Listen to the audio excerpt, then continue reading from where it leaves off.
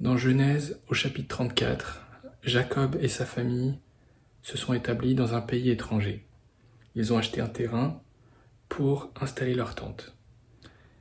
Dina, la fille de Jacob, était sortie pour aller voir les filles du pays.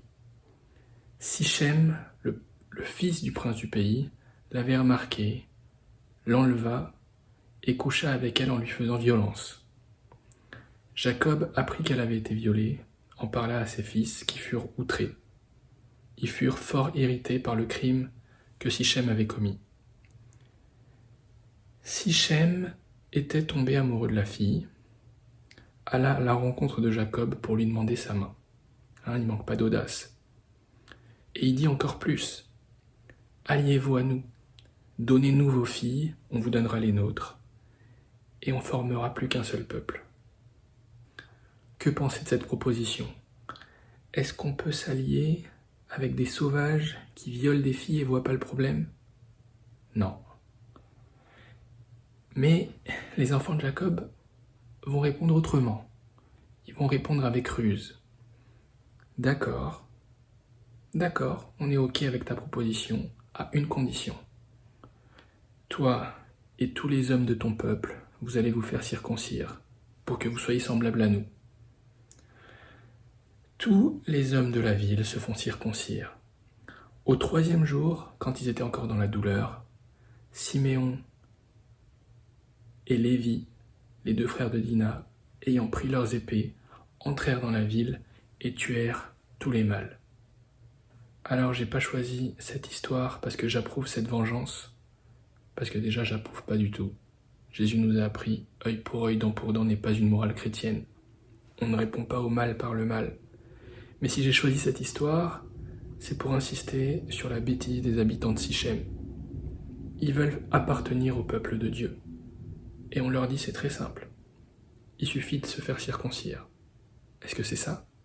Est-ce que pour être enfant de Dieu, pour hériter de son royaume, des bénédictions, pour être sauvé, il suffit d'être circoncis? L'apôtre Paul pose la même question aux Galates. Avez-vous reçu le Saint-Esprit par la circoncision ou par la foi en Jésus-Christ? Et là on parle de circoncision, mais on peut étendre ça à toutes les œuvres de la loi de Moïse. Les restrictions de nourriture, attention, on ne mange pas de porc parce que c'est impur. Il faut faire des rituels de purification, d'ablution. Il faut suivre le calendrier. Quand on organise des fêtes, il faut compter les jours, les mois. Là, on est le 7e jour du 5e mois, donc on va faire une fête particulière pour le Seigneur. Et les Galates étaient tellement attachés à ça, mais Paul leur dit, ça ne sert à rien. C'est pas ça que Jésus regarde. C'est pas ça qui va vous sauver. Et si vous comprenez pas ça, eh bien vous allez terminer comme les habitants de Sichem. Vous allez vous faire massacrer. Dans Galates, Paul pose une question. Avez-vous reçu le Saint-Esprit par les œuvres de la loi ou par la foi en Jésus-Christ? Et dans Éphésiens, le livre suivant, il répond à sa question. Vous êtes sauvés par la foi et non par les œuvres. Les œuvres dont Paul parle ici, ce sont les œuvres de la loi de Moïse, les traditions de ses pères, la circoncision, les ablutions, le calendrier, etc. Il n'était pas en train de parler de nos œuvres, nos actions. Et j'insiste parce que ce verset était tellement tordu, c'est devenu n'importe quoi. Voilà ce que vous avez sûrement entendu à propos de ce verset. Voilà ce que j'ai entendu. Faire le bien, faire ce qui est juste, ce qui est droit. Aider les pauvres, la veuve, l'orphelin, porter du bon fruit, abandonner les péchés, la souillure, l'avarice, la fornication. Tout ça, ce sont nos œuvres. Or, Paul nous dit qu'on n'est pas sauvé par nos œuvres. Pourquoi on le ferait? Pourquoi on ferait tout ça? Les gens disent ça et ça choque personne. Pourtant, le même Paul dit aussi « Chacun recevra du Seigneur selon le bien qu'il a fait ». Jésus nous dit « Tout arbre qui ne porte pas de bons fruits est bon à être coupé et jeté au feu.